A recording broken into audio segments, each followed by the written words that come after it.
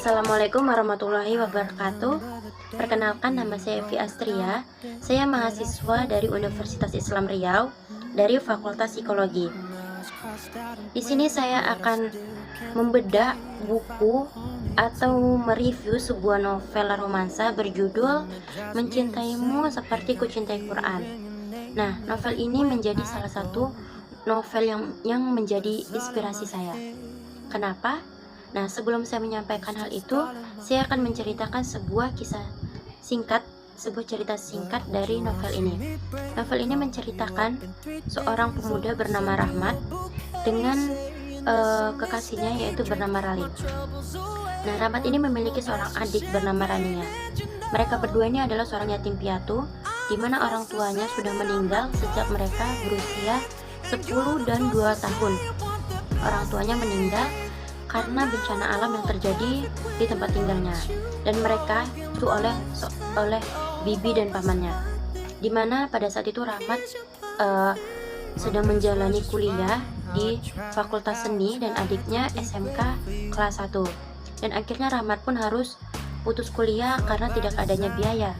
Nah, singkat cerita, mereka sama-sama mencari nafkah untuk menghidupi kehidupan mereka masing-masing, di mana Rahmat mengumpulkan uang untuk adiknya bisa kembali ke sekolah dan menyelesaikan sekolahnya.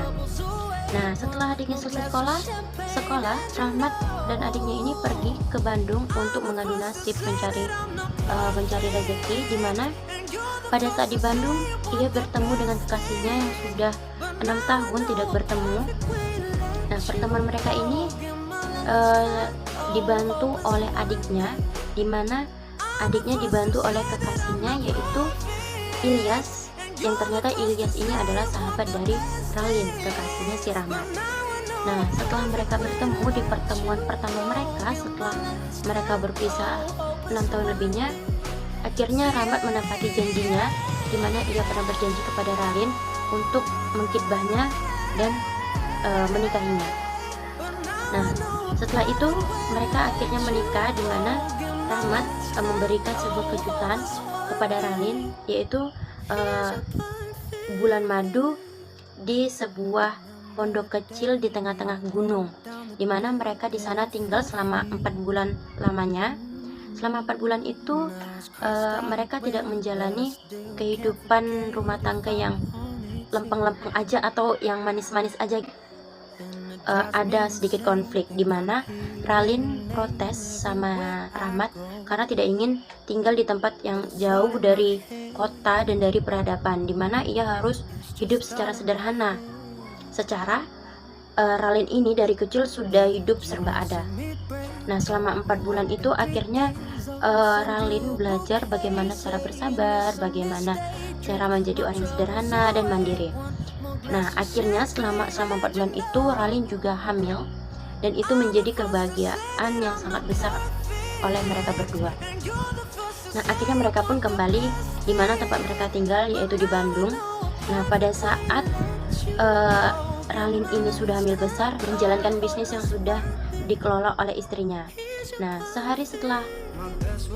singkat cerita, sehari sebelum istrinya melahirkan, Rahmat pergi ke kampung halamannya, di mana tempat orang tuanya dimakamkan.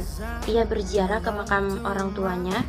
Setelah itu ia singgah ke rumah kiai atau di mana tempat ia menjadi seorang hafiz Quran bersama sahabatnya, yaitu Dadang. Nah, pada saat ia sedang berbincang dengan kiai tersebut, ia mendapat telepon bahwa istrinya akan melahirkan pada saat itu juga. Nah, Rahmat pun dengan bergegas mengemudi mobilnya agar segera sampai di Bandung untuk menemui istrinya yang akan melahirkan. Nah, naasnya pada saat perjalanan Rahmat mengalami kecelakaan, di mana kecelakaan tersebut ia dibawa ke sebuah rumah sakit, di mana kebetulan rumah sakit itu juga menjadi tempat persalinan istrinya.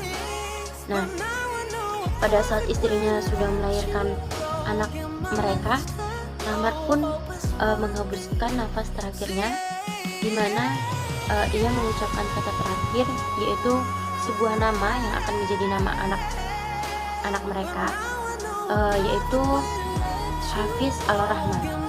Nah, Jadi seperti itulah ceritanya teman-teman, di mana anak mereka bernama Hafiz Al-Rahman. Jadi akhir cerita dari novel ini yaitu adalah sad ending.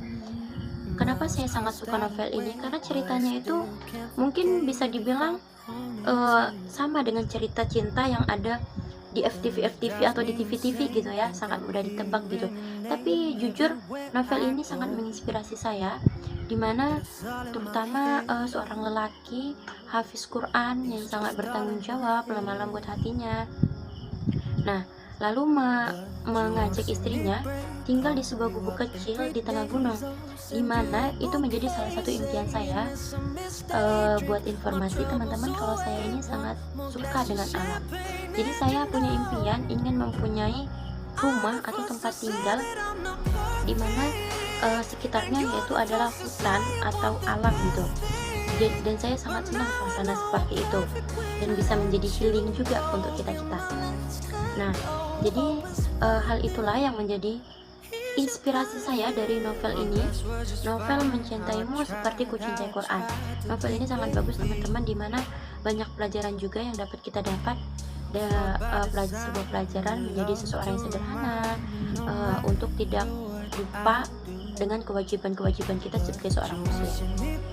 Nah, sekian review novel dari saya.